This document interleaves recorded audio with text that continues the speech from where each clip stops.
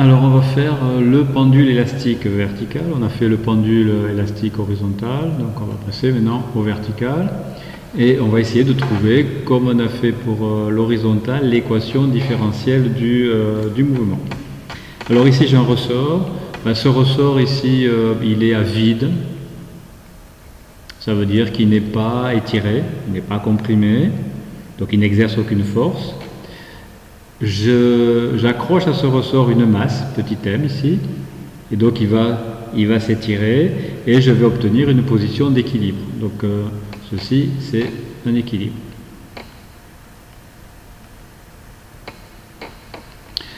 Alors je vais étudier la position d'équilibre. Donc ici j'ai appelé ça 1. Hein. Donc on va étudier le 1, on va se placer dans le référentiel terrestre supposé galiléen, on va faire le bilan des forces extérieures qui s'exercent sur le système CM. Hein. Le système CM, les bilans des forces, ici je vais avoir le poids P, et je vais avoir la tension du ressort que je vais appeler TR. Donc comme j'ai équilibre, je vais appliquer la première loi de Newton qui me dit P plus tension du ressort est égal à 0. Alors j'ai déjà défini un repère vertical vers le bas, voilà mon vecteur J. Et donc je vais projeter ces vecteurs, donc je vais avoir mg moins, puisqu'il est dans l'autre sens, au sens de I, moins k fois delta L est égal à 0. Alors le delta L, c'est l'allongement du ressort ici. Voilà l'allongement du ressort. Donc je peux écrire que ici, k delta L est égal à mg. Voilà ce que je peux obtenir de l'étude de cet équilibre-là. Maintenant, je vais passer à la situation 2. Alors, dans la situation 2, j'ai étiré ma masse ici. Alors, vous comprenez que j'étire ma masse, elle va osciller. Hein. Alors, je ne sais pas trop comment, on va essayer de voir en étudiant cette masse ici. Alors, je suis toujours dans le système, le système M, le référentiel terrestre supposé galiléen.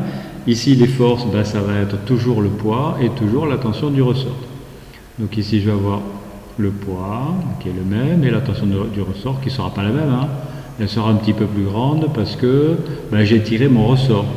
Le delta L ici, ou l'allongement du ressort, c'est delta L plus quelque chose. Et donc, je vais écrire ma loi. Ici, ça va être la deuxième loi de Newton. P plus tension du ressort, c'est égal à m fois l'accélération. Alors, je vais projeter mes forces sur mon axe, Y ici. Le poids, ça va être mg. Et ici, ma tension du ressort, ça va être moins k, delta L plus y. Ici, j'appelle y l'allongement ici à partir de la position d'origine.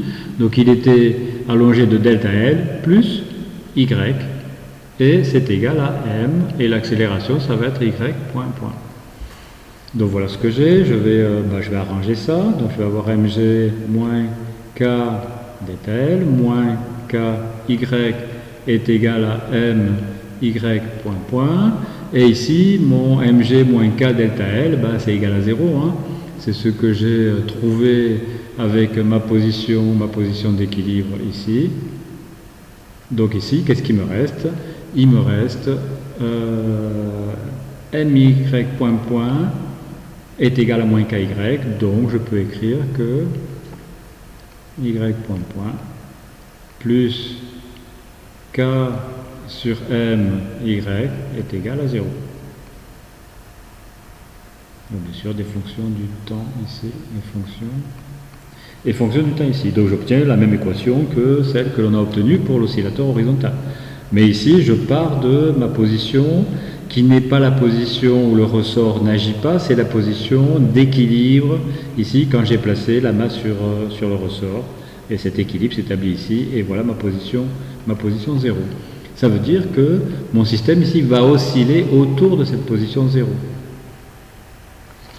Alors on peut retrouver cette équation en utilisant l'énergie.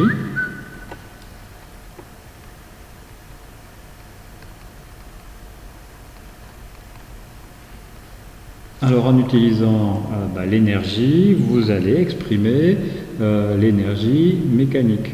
Alors l'énergie mécanique, ça sera l'énergie cinétique, plus l'énergie potentielle élastique, plus l'énergie potentielle de pesanteur, parce que ici, cette énergie potentielle de pesanteur varie puisque la masse se déplace sur la verticale. Donc on va essayer de décrire cette énergie mécanique et ensuite de dériver cette énergie mécanique par rapport au temps, d'égaliser à zéro et d'essayer de voir si on trouve la même équation.